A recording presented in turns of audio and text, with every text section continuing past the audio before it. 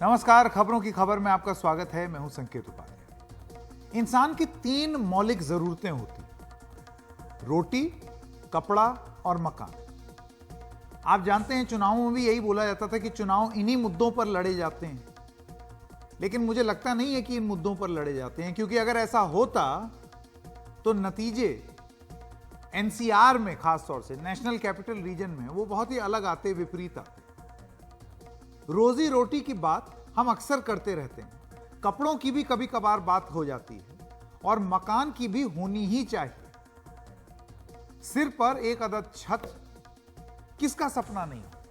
सब चाहते हैं कि उनका एक अपना घर हो, चाबी मिल जाए, गृह प्रवेश करके अंदर घुसें। लेकिन अगर इसी सपने के साथ खिलवाड़ हो जाए तो किसी की भी जिंदगी पटरी से उतर सकती है। जैसे कि कितने सारे लोगों की, हजारों हजार लोग हैं जिनकी जिंदगी पटरी से उतरी हुई है। एक ऐसे दौर में जब फ्लैट खरीदने के लिए बैंक कर्ज देने में पीछे नहीं है, लाखों लोग इस सुविधा को घर खरीद के सपने में पूरा करते हैं।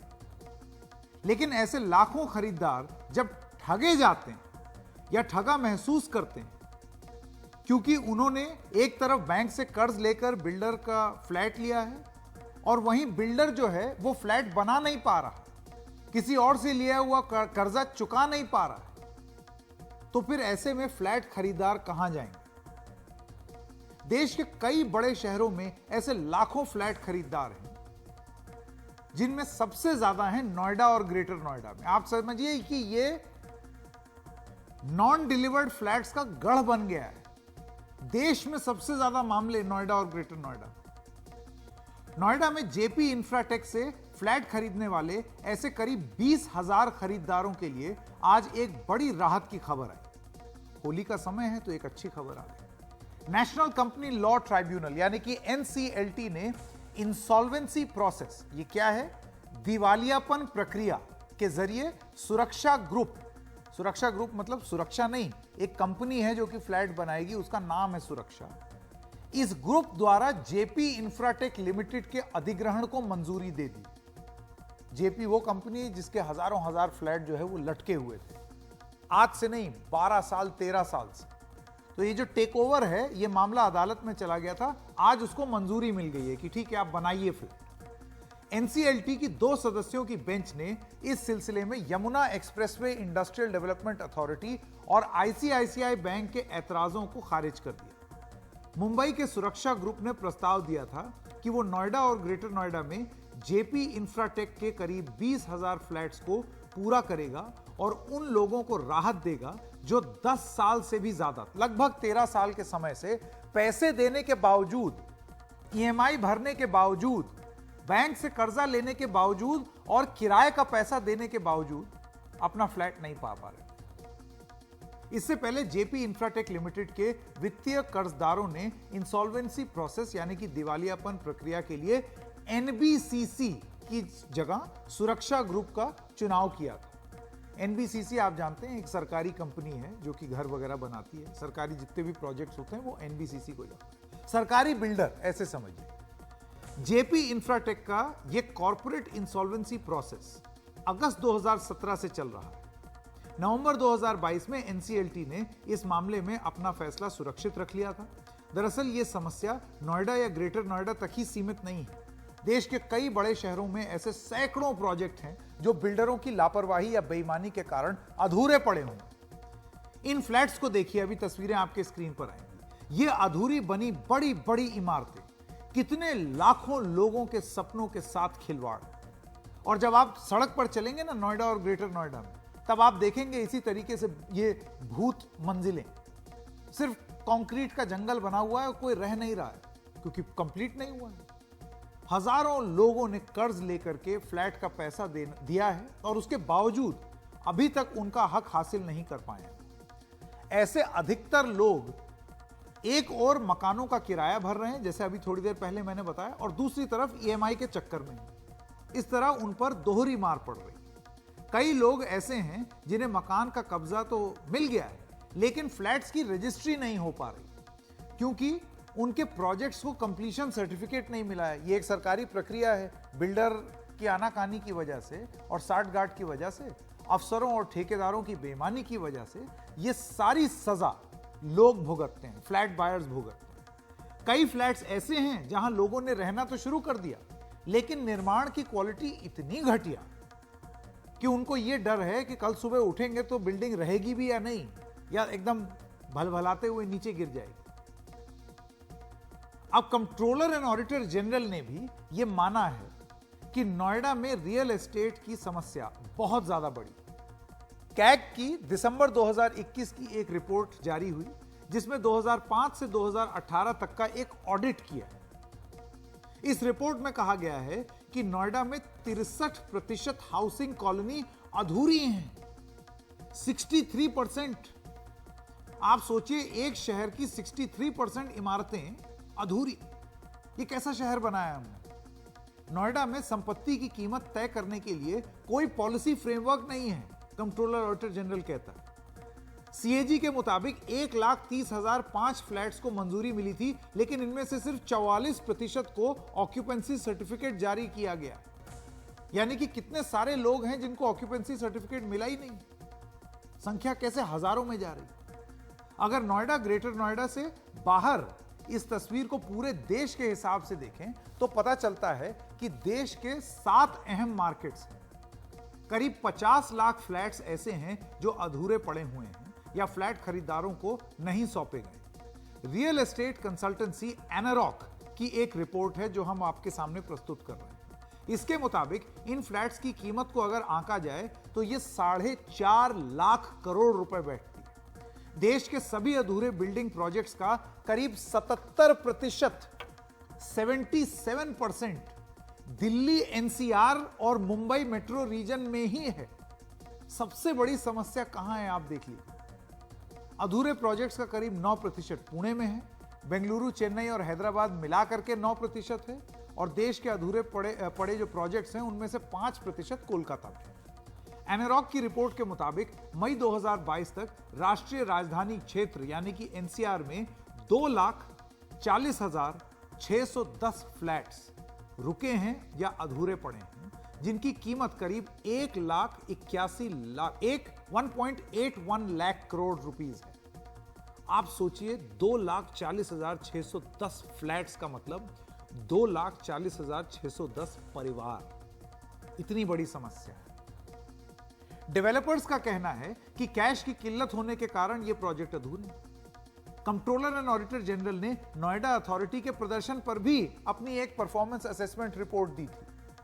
यानी कि इतनी तकलीफ में है सब कि कंट्रोलर ऑडिटर जनरल कैग, जी हां, ये वही कैग है जिसकी 1,76,000 करोड़ वाली 2G रिपोर्ट पर हंगामा मच गया था। उस कैग की इस रिपोर्ट को की सुध ही नहीं ले रहा कोई। परफॉर्मेंस असेसमेंट रिपोर्ट दी थी कि 2021 में उत्तर प्रदेश विधानसभा में इसको पेश भी किया गया। इसके मुताबिक बिल्डरों और अधिकारियों के बीच साठगांठ के कारण जमीन आवंटन, डेवलपमेंट प्लान की मंजूरी में कई अनियमितताएं पाई गई। इससे 2004 से 2014 के बीच में राज्य के खजाने को करीब 55,000 करोड़ रुपए का नुकसान हुआ है। यानी कि ये जो लॉस है ना, ये नोशनल लॉस नहीं है, 55,000 करोड़ रुपए का घाटा हुआ है उत्तर प्रदेश की सरकार को। इस मुद्दे पर जेपी इंफ्राटेक के होम बायर एसोसिएशन के संस्थापक सदस्य जो हैं प्रमोद कुमार, वो अब आज बोल रहे हैं, और वो इसलिए बोल रहे हैं क्योंकि उनकी लंबी कानूनी लड़ाई का आज एक नतीजा आया है और वो उम्मीद करते हैं कि अब कुछ राह सुधरे और अच्छी। प्रमोद कुमार जो कि संस्थापक सदस्य हैं होम बायर एसोसिएशन जेपी के, उनसे हमने बात की। आइए सुनते हैं वो क्या कहते हैं। हम लोगों ने मैंने अपना फ्लैट की अगर बात करूं तो मैंने 2012 में बुक किया था, और ये था कि हम 36 महीने में अपना फ्लैट मिल जाएगा हमें। जेपी पे पूरा विश्वास था। जब हम 3 साल कंप्लीट होने के बाद जेपी अपनी सोसाइटी में विजिट करते हैं तो पता लगता है कि 25% भी काम नहीं हुआ। और ऐसे जब स्टार्ट हुआ तब पता लगा कि जेपी के पास फंड नहीं है और जेपी ने सभी लोगों को बेवकूफ बनाया है। 2016 से हम लोगों ने स्ट्रगल स्टार्ट किया और तब ये जानकारी आई कि जेपी के पास फंड नहीं है, तो हम कहाँ जाएं, कैसे करें। तब तक में बैक एंड से ये पता लगा कि एक आईबीसी कानून दिसंबर 2016 में अप्रूव हुआ है, आया है।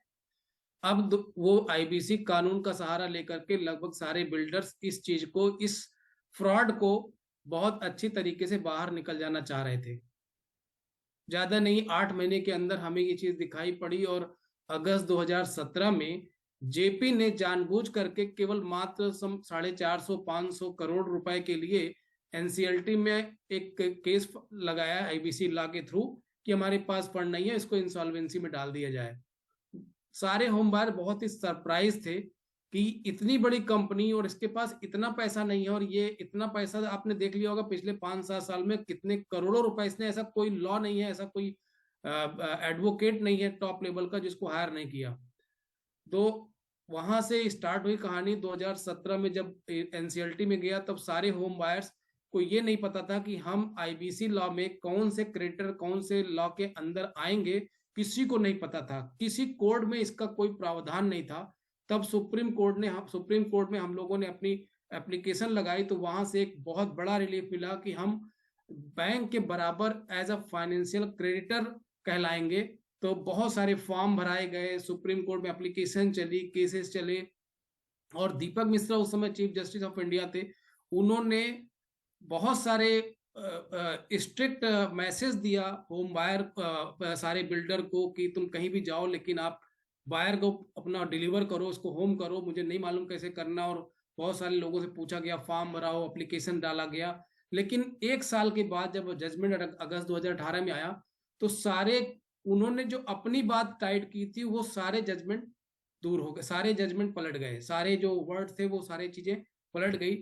फिर जो 2000 करोड़ जेपी को जमा कर जयप्रकाश को जमा करने को बोला था, उसमें से फिर 750 करोड़ जमा कर पाए, उसको भी कोई सजा नहीं हुई, कभी उसको हाथ तक नहीं लगाया गया, जेल तक भी नहीं डाली गई। कितने एफआईआर हुए, हम लोगों ने एसएसपी ऑफिस से प्रोटेस्ट किया 2017-18 में, उसका भी कोई सुनवाई कहीं भी किसी फोरम पे नहीं हो रही थी। इससे पता लगा कि जेपी के हाथ बहुत लंबे हैं और जेपी की बहुत बड़ी साठगांठ है। ये प्रक्रिया 4 बार सीआईआरपी प्रोसेस जो आईबीसी लॉ है उसको 4 बार कंटिन्यूअसली प्रोसेस को सबमिट किया गया, अप्रूव किया गया, फेल किया गया सुप्रीम कोर्ट के थ्रू। मार्च 2021 में दोबारा रेजोल्यूशन प्लान को अप्रूव कराने के लिए, प्रोसेस करने के लिए डाला, तब एनबीसीसी और सुरक्षा ने अपना रेजोल्यूशन प्लान को सबमिट किया। तो ये देखा गया कि एनबीसी तक की जो एप्लीकेशन थी उसको तक को रिजेक्ट कर दिया गया, उसको डिनाई कर दिया गया। और ये देखा गया कि जेपी के ऊपर कोई हाथ नहीं लगा पा रहा है। किसी प्रकार का योगी गवर्नमेंट आई तो भी ये हुआ कि किसी प्रकार का कोई केस भी नहीं इस पर फाइल हो रहा है। सारे बिल्डर जा रहे हैं कोर्ट में, कचहरी में, जेल में, बट इसको कोई हाथ नहीं लग रहा। तो होम बायर की हताशा डे बाय डे बड़ी दुखी हो गई कि यार हमें अब कुछ नहीं होगा, भगवान का ही सहारा है। तो अब जाकर के 7 साल के बाद 4 आईआरपी प्रोसेस, जिसका कि प्रावधान है कि 300 दिन के अंदर रीजनल प्लान को पास करके एक सोल्यूशन निकाला जाए। इवन मार्च 2021 में जब सुप्रीम कोर्ट ने जजमेंट पास किया था तो बोला था कि 45 दिन के अंदर इस केस का इसको फाइनल किया जाए। आज आप देख लीजिए कि हम लोग मार्च 2023 में बैठे, 1 साल के बाद अभी केवल एनसीएलटी में ये एप्लीकेशन, ये रीजनल प्लान अप्रूव हुआ है। अब होम बायर की उम्मीद ये जगी है कि शायद घर मिल जाए अगर कोई ऑब्जेक्शन ना आए तो, क्योंकि जो आज का जजमेंट आया वो बहुत बड़ा रिलीफ देता है, होम बायर के पक्ष में है। जो आईसीआईसीआई बैंक ने या जो यमुना बैंक ने अपना, यमुना एक्सप्रेस ने जो अपना एप्लीकेशन दायर किया था, ऑब्जेक्शन किया था, वो रूल आउट हो गया है। तो जो प्लान आया है उससे एक उम्मीद होम बायर के अंदर बन गई है। अब आप ये जान लीजिए, ये जो फ्लैट मिल रहे हैं लोगों को, या जो उनको उम्मीद जगी है इस होली पर कि 20,000 फ्लैट बन जाएंगे, फेजेस में बनेंगे, 3-1 साल में तैयार हो जाएंगे, ये एक उम्मीद है कि और कोई अगर न्यायिक प्रक्रिया ना हो जाए। लेकिन ये इतनी सी ही समस्या नहीं है नोएडा और ग्रेटर नोएडा और एनसीआर में। जो लोग फ्लैट धारक हैं, जिनको फ्लैट नहीं मिले हैं उनको दिक्कत, जिनको मिल गए हैं उनकी रजिस्ट्री नहीं हुई है उनको दिक्कत, जिनको रजिस्ट्री हो गई है, मिल गए हैं, उनके फ्लैट इतने गंदी क्वालिटी के हैं कंस्ट्रक्शन, उनको दिक्कत कि कहीं फ्लैट गिर ना जाए। ये दिक्कत ही दिक्कत है। ऐसा कैसे हो रहा है कि इतने सब समस्या के बावजूद लोग इतने परेशान हैं, और ये सारी चीजें ना तो बिल्डरों के खिलाफ रोष में दिखती हैं, ना चुनावी प्रक्रिया में दिखती हैं। ये सवाल आज इन फ्लैट्स की लड़ाई लड़ रहे लोगों को अपने आप से पूछने होंगे कि अगर आप जो लोग ये बदलाव ला सकते हैं, अगर आप उन लोगों से सवाल नहीं पूछते हैं, कहां है आपका स्थानीय विधायक, कहां है आपका स्थानीय सांसद, और अगर ये लोग आपके साथ नहीं खड़े हो रहे हैं फिर भी आप इनको जिता दे रहे हैं, समस्या कहां है? समस्या आप ही हैं और समाधान भी आप ही। तो अगली बार जब आप लोग तय करेंगे कि कौन जीतेगा और कौन हारेगा, तो जरा सोच समझ करके तय कीजिए, क्योंकि नेता लोगों को यही जबान समझ में आती है। आइए रुक करते हैं, आगे बढ़ते हैं। फ्लैट की बात तो हमने कर दी, लेकिन जब आप फ्लैट्स में चले जाते हैं तो वहां आपका घर बन जाता है। आप ये समझिए, एक फ्लैट जो है उसको आप फ्लैट बुला रहे हैं, लेकिन जब रहना शुरू कर देते हैं तो फिर आप कहते हैं मैं घर आ गया। फ्लैट में नहीं आते, आप घर में आते। और हमारे घरों की ताकत है महिलाएं। वो ना हो तो घर घर ना हो। ये समाज और देश महिलाओं की ताकत पर चल रहा है, लेकिन क्या हमारे पुरुष प्रधान समाज ने कभी उनकी इस ताकत और योगदान को पहचानने की कोशिश की है? सही कहें तो यह कोशिश हमारे समाज में तो अभी तक गंभीरता से नहीं हुई, अभी भी नहीं हुई। वैसे सच तो यह है कि घर, समाज और देश में महिलाओं के योगदान का आकलन किया ही नहीं जा सकता। उसका कोई मूल्य ही नहीं है, वो अमूल्य है और उसकी कीमत कोई नहीं लगा सकता। लेकिन फिर भी फॉर आर्ग्यूमेंट से, हाइपोथेटिकली, अगर हम ये कल्पना करें कि जो घर में काम कर रही हैं महिलाएं, गृहिणियां जो घरेलू काम कर रही हैं, अगर उसका कोई आर्थिक मूल्य होता तो, अपना घर समझ के करती है ना, उसका कोई पैसा तो वो लेती नहीं है, लेकिन अगर हो तो क्या आपने सोचा है कि महिलाओं के घरेलू कामकाज का आर्थिक मूल्य अगर आंका जाए तो कितना होगा? दरअसल 8 मार्च को अंतर्राष्ट्रीय महिला दिवस है, तो हमने सोचा क्यों ना महिलाओं के घरेलू कामकाज पर कुछ बात कर ली जाए, जिसके बारे में हमारे रूढ़िवादी परिवारों में शायद ही कोई सोचता हो। आधी आबादी है, उनको पूरा हक चाहिए। तो दरअसल ये स्टडी कर दी है स्टेट बैंक ऑफ इंडिया ने। उनकी एक रिसर्च टीम है और उस रिसर्च टीम के मुताबिक अगर महिलाओं के घरेलू कामकाज का आकलन किया जाए तो आप यकीन मानिए वो देश की जीडीपी के करीब 7.5% के बराबर है। 7.5% आप समझ रहे हैं? इस देश का अगर आप एजुकेशन बजट देख लें तो वो 2-1% होता है। पूरा हेल्थ बजट अगर देख लें, स्वास्थ्य बजट, वो भी 2-1% होता है। और जीडीपी का 7.5% काम जो महिला घर में कर रही हैं, अगर आप उसका एक आर्थिक सर्वेक्षण करें तो इतना तो वही कंट्रीब्यूट कर देंगे। सोचिए जरा।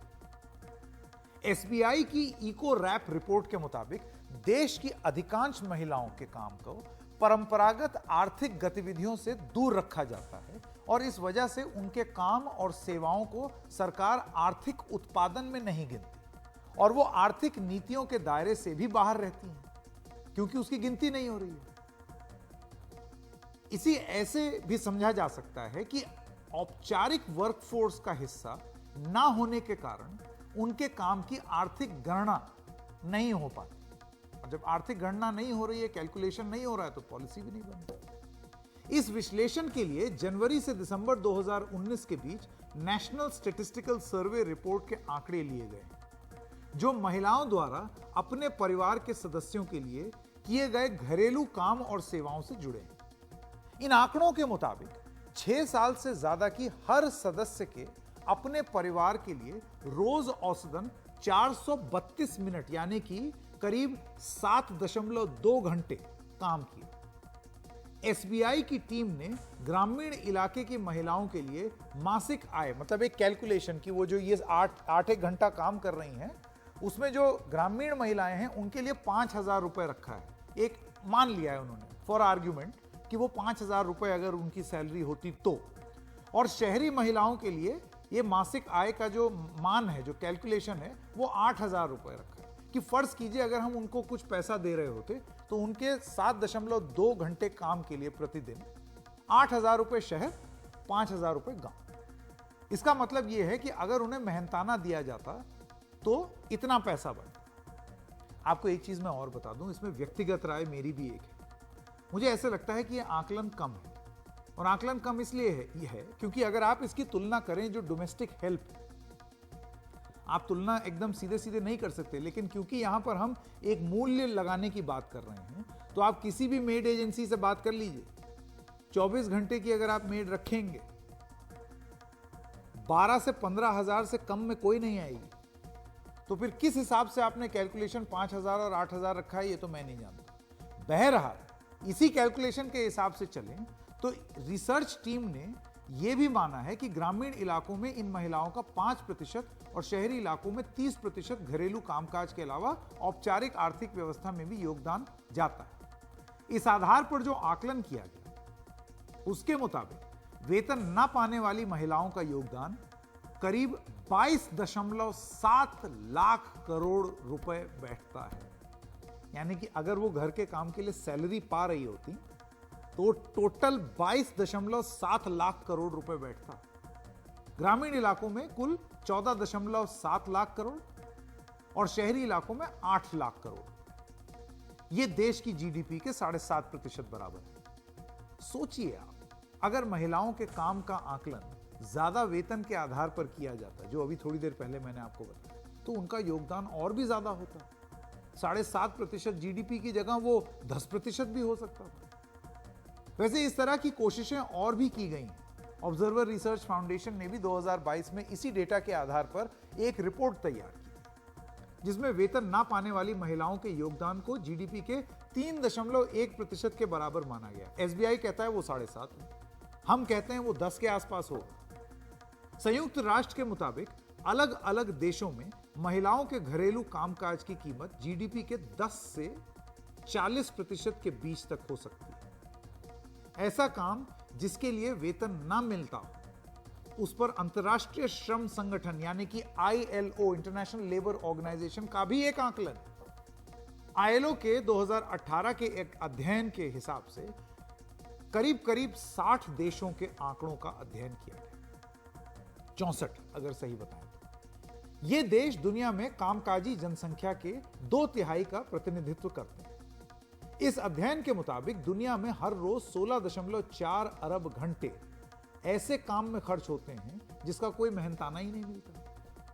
ये 2 अरब लोगों के एक दिन में 8 घंटे बिना वेतन के काम करने के बराबर है। अगर महिलाओं के इन कार्यों को न्यूनतम प्रति घंटा मजदूरी के आधार पर आंका जाए तो दुनिया की जीडीपी के 9% के बराबर है।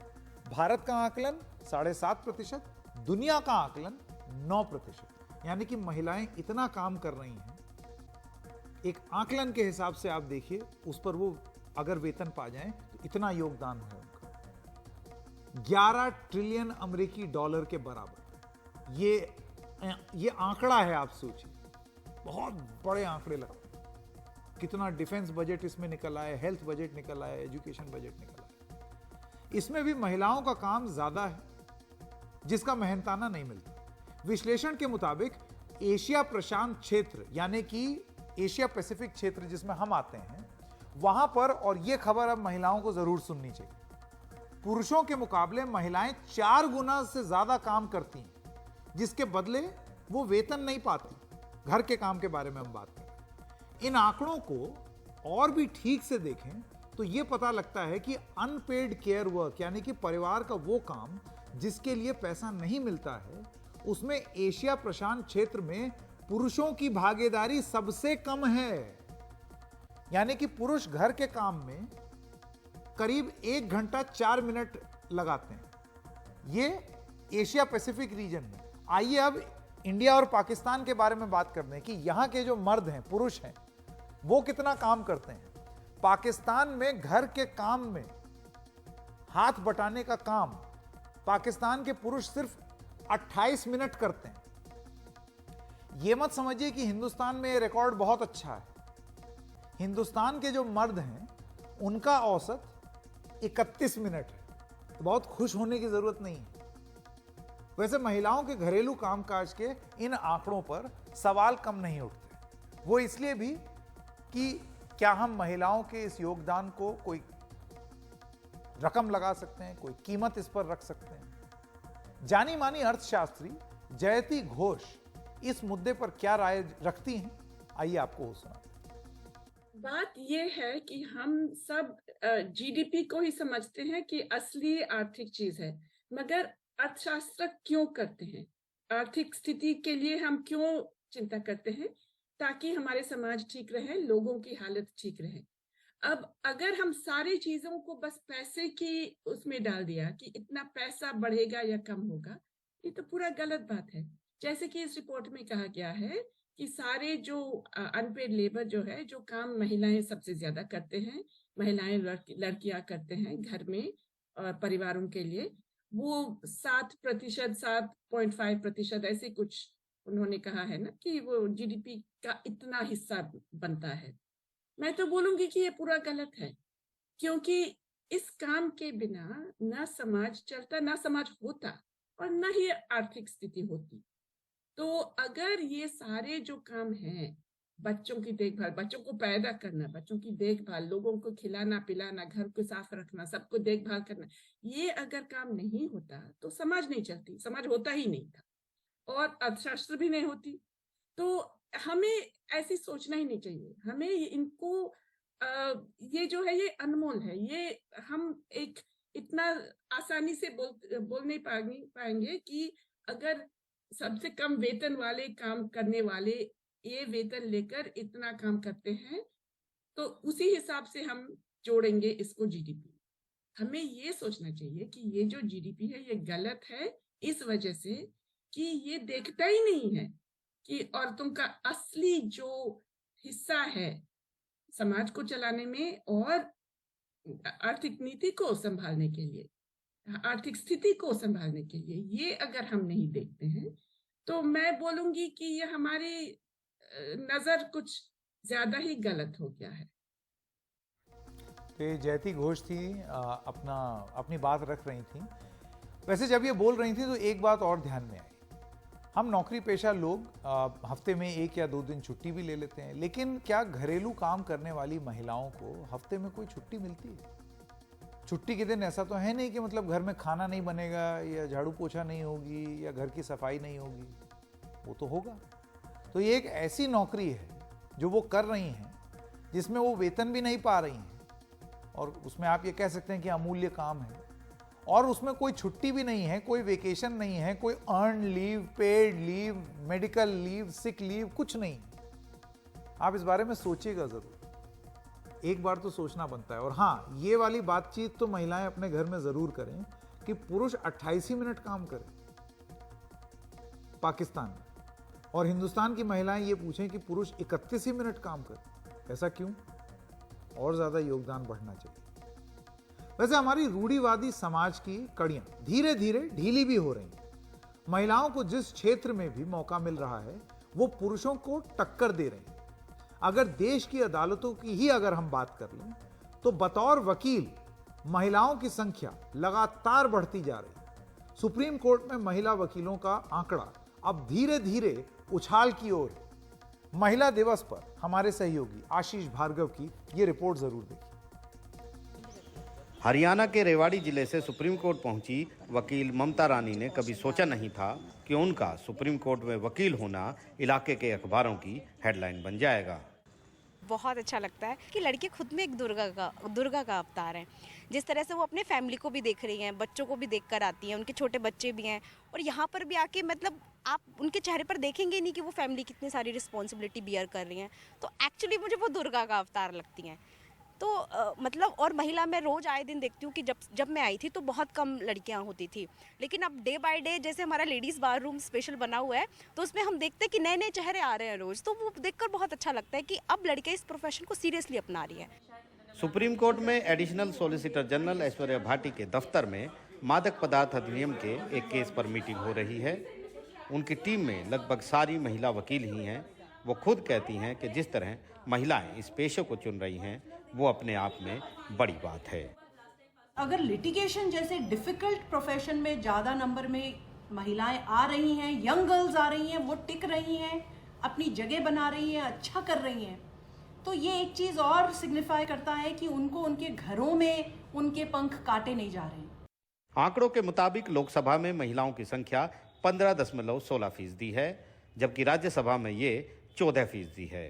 वहीं सुप्रीम कोर्ट बार एसोसिएशन में महिला सदस्यों की संख्या बढ़कर 18% के पार हो गई है, लेकिन सुप्रीम कोर्ट में कुल 34 जजों में से 2 ही महिला जज हैं। न्यायपालिका में महिलाओं की कम संख्या पर देश के मुख्य न्यायाधीश डॉक्टर जस्टिस DY चंद्रचूड़ भी चिंता जता चुके हैं। I'm often asked about why we can't have more women judges in the Supreme Court. मुझसे अक्सर पूछा जाता है कि सुप्रीम कोर्ट में और महिला जज क्यों नहीं हैं? जो महिलाएं हैं उनमें से हाई कोर्ट की जज क्यों नहीं बनाई जा सकती? और इसका जवाब आसान नहीं, थोड़ा पेचीदा है। Complex, but I hope it has a germ of truth. साफ है, बार में महिला वकीलों की भागीदारी बढ़ रही हो और बेंच में ऐसा ना हो तो सवाल उठना जरूरी है। नई दिल्ली से मनोज ठाकुर के साथ आशीष भार्गव की रिपोर्ट, NDTV इंडिया। तो हमने अदालत में वकालत की बात कर दी, आइए अब देश की सशस्त्र सेनाओं की बात करें। वहां भी महिलाएं बढ़ चढ़कर आगे आ रही। सेना में जवानों की भर्ती से जुड़ी अग्निवीर योजना में भी महिलाओं की भागीदारी बढ़ रही। महिला अग्निवीरों के पहले बैच की ट्रेनिंग बेंगलुरु में शुरू हो गई। इन महिला अग्निवीरों को 31 हफ्ते की ट्रेनिंग दी जाएगी और फिर 3.5 साल वो सेना पुलिस के तौर पर नौकरी करें। लेकिन महिला अग्निवीरों को इससे पहले की कड़ी परीक्षा देनी है। करीब 2.5 लाख लड़कियों ने अग्निवीर के लिए आवेदन दिया था, जिसमें से 100 को ही चुना गया। यानी कि बहुत सारी कठिनाई और महिलाएं भी झेल रही। निहाल किदवई की रिपोर्ट देखिए। अब पूरा तरीका पता चल रहा है, जैसे इसकी ट्रेनिंग कर रहे हैं हम। हरियाणा की 20 साल की सुशीला की तरह ही महिला अग्निवीर के पहले बैच का जज्बा बुलंद है।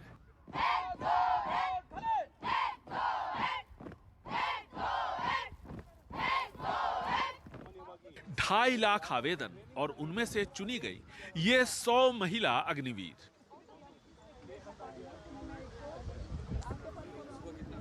मैं बचपन से ही देश की सेवा करने का मेरा सबसे बड़ा धर्म होता है देश की सेवा करना, इसलिए मैं बचपन से ही आर्मी में ज्वाइन होना चाहती थी, क्योंकि मेरे को देश का मेरा सपना पूरा करना था। इसलिए बेंगलुरु के कॉर्प्स ऑफ मिलिट्री पुलिस में इनकी ट्रेनिंग चल रही है। हथियार चलाने के साथ साथ सेना की दूसरी सभी ट्रेनिंग दी जा रही है। कुल 31 हफ्ते की ट्रेनिंग है। अनुजा हरियाणा से है, साइंस ग्रेजुएट हैं और इतिहास में मास्टर्स कर रही है, लेकिन सेना से जुड़ने का सपना बचपन से था। मेरे को डिफेंस में जाना था, वो मेरे को मतलब मैटर नहीं करता है कि वो 4 साल के लिए है या फिर परमानेंट के लिए है। लेकिन अब हम 4 साल के लिए यहाँ पे आए हैं, लेकिन इसमें भी हमारे पास एक ऑप्शन है कि हम परमानेंट हो सकते हैं। तो पहली ऑप्शन मेरे लिए यही है कि मैं प्रायोरिटी इसी को दूंगी कि मैं पहले परमानेंट में जाऊँ और अपना बेस्ट दूँ और फिर आगे जाके रैंक हासिल करूँ। महिला अग्निवीर सेना पुलिस का हिस्सा होंगे। इनमें से 33% महिला अग्निवीरों को फ्रंट पर यानी फील्ड में पोस्टिंग दी जाएगी, जबकि बाकी 67% की तैनाती सेना के दूसरे केंद्रों में होगी। अंतर्राष्ट्रीय महिला दिवस के मौके पर इन युवा अग्निवीरों से बेहतर प्रेरणा और कौन दे सकता है? महिला सशक्तिकरण की दिशा में बढ़ते कदम। कदम कदम बढ़ाए जा, खुशी के गीत गाए जा, ये जिंदगी है कौम की, तू कौम पे लुटाए जा। बेंगलुरु से कैमरामैन गोविंद मूर्ति के साथ निहाल Kidwai, NDTV India.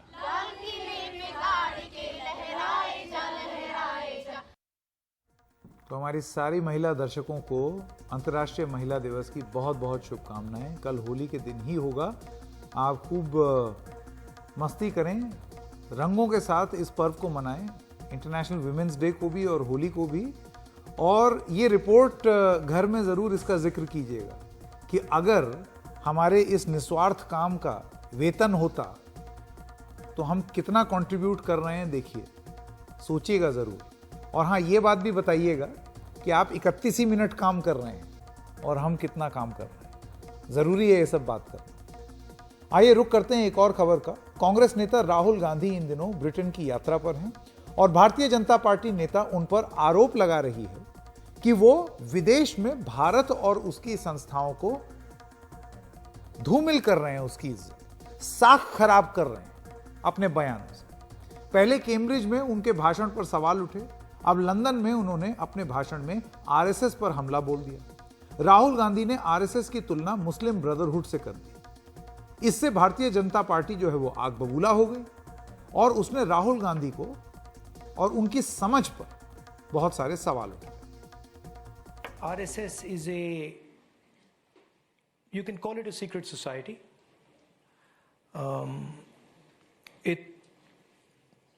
It's built along the lines of the Muslim Brotherhood, and the idea is to use the democratic contest to come to power and then subvert the democratic contest afterwards. आपने संघ की तुलना मुस्लिम brotherhood से की थी? इससे बड़ी कोई शर्मनाक बात हो सकती है? कंडेमनेबल, भर्त्सना योग्य। राष्ट्रीय स्वयंसेवक संघ एक राष्ट्रवादी संगठन है। लंदन दौरे में राहुल गांधी के दिए बयानों पर बीजेपी ने जमकर हमला बोला है। आरएसएस की तुलना मुस्लिम ब्रदरहुड से किए जाने पर बीजेपी ने तो राहुल गांधी को घेरा ही। आरएसएस का बयान भी आ गया है कि राहुल गांधी ने साबित कर दिया कि वे विदेशी हैं। राहुल ने सिद्ध कर दिया है कि वह हिंदुस्तानी नहीं, विदेशी है और विदेशियों की मदद से वह हिंदुस्तान के अंदर राज करने का सपना ले रहा है, जो बड़ा दुर्भाग्यपूर्ण है, निंदनीय ही नहीं है बल्कि चिंतनीय भी है। लंदन में भारतीय जर्नलिस्ट एसोसिएशन के साथ बातचीत में राहुल गांधी ने भारत में लोकतांत्रिक ढांचे के कमजोर होने और इस पर अमेरिका और यूरोपीय देशों से कोई प्रतिक्रिया न आने की बात की। बीजेपी ने इस पर भी राहुल गांधी को घेरा है। कहा है कि राहुल गांधी ने भारत के लोकतंत्र में अमेरिका और यूरोपीय देशों से दखल की मांग की है, जो कि बहुत ही आपत्तिजनक है। इस पर बीजेपी के वरिष्ठ नेता रविशंकर प्रसाद ने कांग्रेस से सीधा सवाल पूछा है। हालांकि राहुल गांधी ने साफ किया कि उन्होंने भारतीय लोकतंत्र में दखल देने की बात नहीं की। उनकी ओर से किसी तरह की प्रतिक्रिया न होने पर हैरानी जताई। सरकार किसी की भी हो, हम कभी किसी विदेशी ताकत का भारत में आंतरिक हस्तक्षेप को लेकर मुखर विरोधी रहे। खरगे साहब, राष्ट्रीय अध्यक्ष कांग्रेस पार्टी भाजपा आपसे जानना चाहती है कि क्या आप युवराज राहुल गांधी के इस टिप्पणी का समर्थन करते हैं? नहीं करते हैं तो उसको डिसोन करिए। अपने सुयोग्य पुत्र की इस गैर जिम्मेदाराना टिप्पणी का आप क्या समर्थन करती हैं? First of all, it's our problem, right? It's an internal problem. It's an Indian problem, and the solution is going to come from inside. It's not going to come from outside. Rahul Gandhi के ताजा बयान को भूल सुधार की कोशिश माना जा रहा है, मगर आरएसएस पर निशाना साधकर राहुल ने मुद्दा भी बदलने की कोशिश की और बीजेपी को उकसाया भी। दूसरी तरफ कांग्रेस राहुल के बयानों का बचाव करने की कोशिश कर रही है। दिल्ली में रवीश रंजन शुक्ला के साथ उमाशंकर सिंह, एनडीटीवी इंडिया। एक छोटे से ब्रेक के लिए रुक रहे हैं। ब्रेक के बाद आपको ले चलेंगे और खबर बताएंगे बिहार की राजनीति से जुड़ी हुई। दरअसल जांच तो हो रही है सीबीआई की। कल राबड़ी देवी से पूछताछ थी, आज लालू यादव से हुई, लेकिन राजनीति तेज हो गई क्योंकि सवाल एक पूछा जा रहा है कि क्या ये सीबीआई ने द्वार इसलिए खटखटाए हैं क्योंकि अब तेजस्वी यादव बिहार की सरकार में। ब्रेक के बाद लौटेंगे।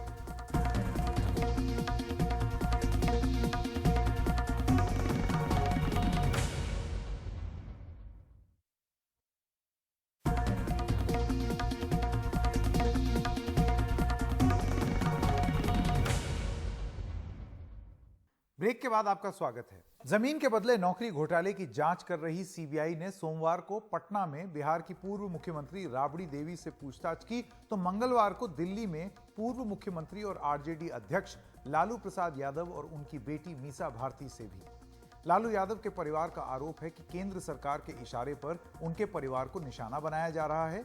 कई विपक्षी दलों ने भी ये कहा है कि केंद्र सरकार के इशारे पर विपक्षी पार्टी के नेताओं को निशाना बनाया जा रहा है। सीबीआई के अफसर 2 गाड़ियों में सवार होकर राज्यसभा सांसद मीसा भारती के घर पहुंचे। पहले राउंड में उन्होंने करीब 2.5 घंटे तक लैंड फॉर जॉब स्कैम में मीसा भारती और लालू यादव से पूछताछ की। इसके बाद दोबारा सीबीआई की टीम एक बैग में कई दस्तावेज लेकर पहुंची और लालू यादव और उनकी बेटी से कई घंटे पूछताछ की। लालू जी ने जब महागठबंधन की रैली में भर दिया हुंकार पूर्णिया में, तो हिल गई डर गई मोदी जी की सरकार। तो सीबीआई तो आ रही है, कुछ जांच में सहयोग सब दिन आदरणीय लालू प्रसाद जी के परिवार ने किया है, जनता सब देख रही है। और जांच एजेंसियों का दुरुपयोग चाहे बीजेपी जितना करे, ये तो स्पष्ट हो गया कि बीजेपी 24 की लड़ाई के पहले घबराई है। इस घोटाले के मामले में सोमवार को पटना में सीबीआई ने राबड़ी देवी से 4 घंटे तक पूछताछ की थी। दरअसल रेलवे ने 2021 में सीबीआई को घोटाले को लेकर शिकायत दी थी। इस मामले में सीबीआई ने 18 मई 2022 को केस दर्ज किया था। लालू यादव, उनकी पत्नी राबड़ी देवी, बेटी मीसा भारती और हेमा यादव समेत कुल 16 आरोपी हैं। आरोप है कि 2004 से लेकर 2009 के बीच घोटाला हुआ, जब लालू यादव रेल मंत्री थे। लालू यादव ने मनमाने तरीके से कुछ लोगों को रेलवे में ग्रुप डी में नौकरी दी। इसके बदले पटना में नौकरी पाने वालों की जमीन ले ली गई। इस मामले में लालू के करीबी भोला यादव को भी गिरफ्तार किया गया है। सीबीआई दिल्ली की राउज एवेन्यू कोर्ट में इस मामले में चार्जशीट भी दायर कर चुकी है। कोर्ट ने सभी आरोपियों को 15 मार्च को पेश होने के लिए समन जारी किया है। बीजेपी के मुताबिक लालू ने जो बोया वही काट रहे हैं। कि लालू प्रसाद जी रेल मंत्री थे तो रेलवे के 2 बड़े बड़े होटल रांची में और भुवनेश्वर में एक कंपनी को बेचे गए कि नहीं, और वो कंपनी ने पटना की एक बहुत बड़ी अपनी जमीन नई नई कंपनी बना के परिवार को दी कि नहीं दी। और मेरे पास सब के नाम हैं जो आप लोगों ने छापे हैं, हमने नहीं छापे हैं। मेरे पास सब आप ही लोग की कतरन सब रखी हुई है।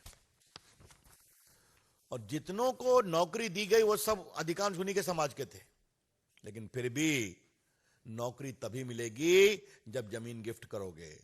तो चारा घोटाला कन्विक्शन डन, अलकतरा घोटाला conviction done, railway scam chargesheet filed, परिवार ट्रायल फेस कर रहा है, land for job scam chargesheet file, बाकी पूछताछ अब वहां भी ट्रायल होगा। एक परिवार के लोगों को एक्विटल नहीं हुआ है, लालू प्रसाद समेत। केवल एक ही सवाल हम पूछना चाहते हैं कि 2014 के बाद कोई ऐसा मंत्री है भाजपा का, चाहे वो राज्य का मंत्री हो चाहे केंद्र का मंत्री हो, जिसके खिलाफ ईडी गई है या सीबीआई ने जिसके खिलाफ छापा डाला हो? कोई ऐसा उद्योगपति है जो इनके बड़ा नज़दीक है जिसके यहाँ ईडी पहुँच गई हो या सीबीआई पहुँच गई हो? बड़े बड़े खुलासे हुए हैं।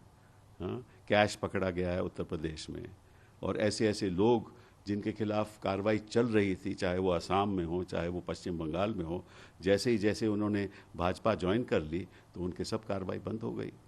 इस इंस्ट्रूमेंट के द्वारा, ईडी के द्वारा, सीबीआई के द्वारा एक तो भय पैदा करना चाहते हो, दूसरा जनता को ये बताना चाहते हो कि देखो विपक्षी दल बड़े भ्रष्ट हैं, तीसरा आप कहना चाहते हो कि अगर कोई आवाज़ उठाएगा तो हम उनको उनके पीछे सीबीआई या ईडी भेज देंगे।